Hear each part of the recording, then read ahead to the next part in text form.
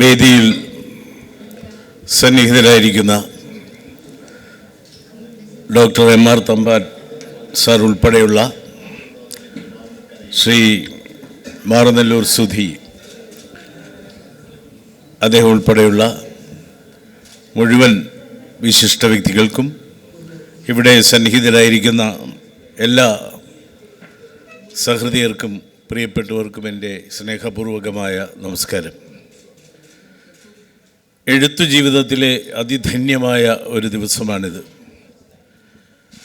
മലയാറ്റൂർ പുരസ്കാരം ലഭിക്കുക എന്നുള്ളത് ഒരു വലിയ ഭാഗ്യമായി ഞാൻ കരുതുന്നു. ഞങ്ങളൊക്കെ പഠിക്കുന്ന കാലത്ത് മലയാറ്റൂരിൻ്റെ എഴുത്ത്, അദ്ദേഹത്തിൻ്റെ വേരുകൾ, അദ്ദേഹത്തിൻ്റെ യക്ഷി, അദ്ദേഹത്തിൻ്റെ യന്ത്രം തുടങ്ങി ബ്രിഗേഡിയർ കഥകൾ ഉൾപ്പെടെ നമ്മളെല്ലാം ഹഠാത് ആകർഷിച്ച എഴുത്തുകാരൻ, വലിയൊരു ഭരണാധികാരി, ഇത് രണ്ടും ഒരുമിച്ച് കൊണ്ടുപോയി. ഞാൻ അദ്ദേഹത്തെ കാണുന്നത് ശിവൻ സ്റ്റുഡിയോയിൽ വെച്ചാണ്. പുളിമൂടിലുള്ള ശിവൻ സ്റ്റുഡിയോയിൽ സാഹിത്യരംഗത്തെയും രാഷ്ട്രീയ രംഗത്തെയും മഹാരഥന്മാരെല്ലാം വന്നു പോകാറുണ്ട്. അത് അന്നത്തെ കാലത്തിൻ്റെ ഒരു സംസ്കാരത്തിൻ്റെ ചിഹ്നമാണ്. അവിടെ വെച്ചാണ് പലരെയും, പ്രമുഖരായ പലരെയും ഞാൻ പരിചയപ്പെട്ടത്.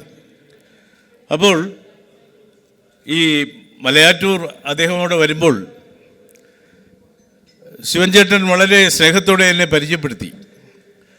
വളരെ സൗമ്യമായ പെരുമാറ്റം, അദ്ദേഹത്തിൻ്റെ എഴുത്ത് പോലെ തന്നെ ലളിതമായ ഇടപെടൽ, എല്ലാ അർത്ഥത്തിലും താൻ വഹിച്ചിരുന്ന പദവികളുടെ അലങ്കാര ആഡംബര പകിട്ടുകളൊന്നുമില്ലാതെ പച്ചമനുഷ്യനോട് പെരുമാറുന്ന വിധത്തിലുള്ള സുതാര്യമായ പെരുമാറ്റം. അദ്ദേഹത്തിൻ്റെ കൃതികളും അങ്ങനെയാണ്. മനുഷ്യരെക്കുറിച്ചാണ്, അവരുടെ സംഘർഷങ്ങളെക്കുറിച്ചാണ്, വ്യഥകളെക്കുറിച്ചാണ്. ആ വിധത്തിൽ മനുഷ്യനെ കേന്ദ്രീകരിച്ചുകൊണ്ട് എഴുതിയത് കൊണ്ടാണ് അദ്ദേഹത്തിൻ്റെ കൃതികൾ ഇന്നും ജീവിക്കുന്നത്.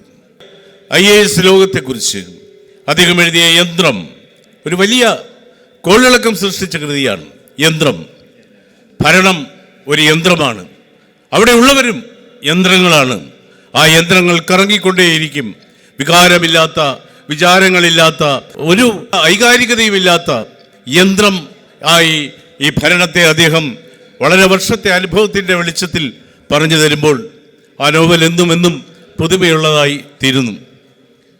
അദ്ദേഹം ജോലി രാജിവെക്കുകയായിരുന്നു. കുറച്ചു കാലം കൂടി മുന്നോട്ട് പോകാമായിരുന്നു, ചീഫ് സെക്രട്ടറിയോ മറ്റോ ആകാമായിരുന്നു. പക്ഷെ ഒരു ഘട്ടത്തിൽ അദ്ദേഹം ജോലി രാജിവെച്ചപ്പോൾ പത്രക്കാർ ചോദിച്ചു, എന്താണ് രാജിവെച്ചത്? അദ്ദേഹം പറഞ്ഞു, സാഹിതി സേവനത്തിന് വേണ്ടി മുഴുവൻ സമയവും ചെലവഴിക്കാൻ ഞാൻ എൻ്റെ ജോലി ഉപേക്ഷിക്കുന്നു. നോക്കണം, IASൻ്റെ ഏറ്റവും ഉയർന്ന തട്ടുകളിൽ, പകിട്ടുള്ള തട്ടുകളിൽ ഇരിക്കുമ്പോൾ പിന്നെയും മുന്നോട്ട് പോയി ഏറ്റവും വലിയ ഉദ്യോഗസ്ഥനായി മാറാനുള്ള ത്വര എല്ലാവർക്കും ഉണ്ടായിരിക്കെ അദ്ദേഹം മതിയാക്കുകയാണ്. അദ്ദേഹം എഴുത്തിന് വേണ്ടി മതിയാക്കുകയാണ്. കരമനയാണല്ലോ അദ്ദേഹം താമസിച്ചിരുന്നത്. കരമനയാറിൻ്റെ തീരത്ത്. വീടിൻ്റെ പേര് വൈദേഹി എന്നായിരുന്നു. ആ വൈദേഹിയിൽ അവസാന നാളുകളിൽ ഏകാന്തതയിലായിരുന്നു അദ്ദേഹം. അവിടെ വെയിൽ ഉറയ്ക്കുന്നതും പുറത്ത് വെയിൽ ചായുന്നതും പിന്നെ മഴ വരുന്നതും വെള്ളം കയറി വരുന്നതും എല്ലാം നോക്കി അവസാന നാളുകൾ ചെലവഴിച്ച വൈദേഹി എന്ന കെട്ടിടം ഇപ്പോഴവിടെ ഇല്ല. അവിടെ ഇപ്പോൾ ഒരു ബഹുനില മന്ദിരമാണ്. പക്ഷേ വൈദേഹി എന്ന കെട്ടിടമില്ലെങ്കിലും മലയാറ്റൂർ രാമകൃഷ്ണൻ എന്ന എഴുത്തുകാരൻ മലയാളമുള്ളിടത്തോളം, ഭാഷയുള്ളിടത്തോളം ജീവിക്കും. അദ്ദേഹത്തിൻ്റെ പേരിൽ ലഭിച്ച ഈ അവാർഡ് എന്നെ വികാരാധീനനാക്കുന്നു, അതീവ സന്തുഷ്ടനാക്കുന്നു, ധന്യതാബോധം നൽകുന്നു.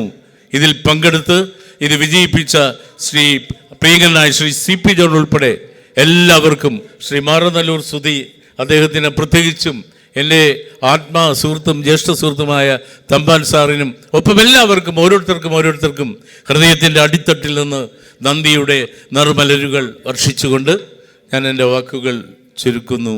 നിങ്ങൾക്കെൻ്റെ നമസ്കാരം.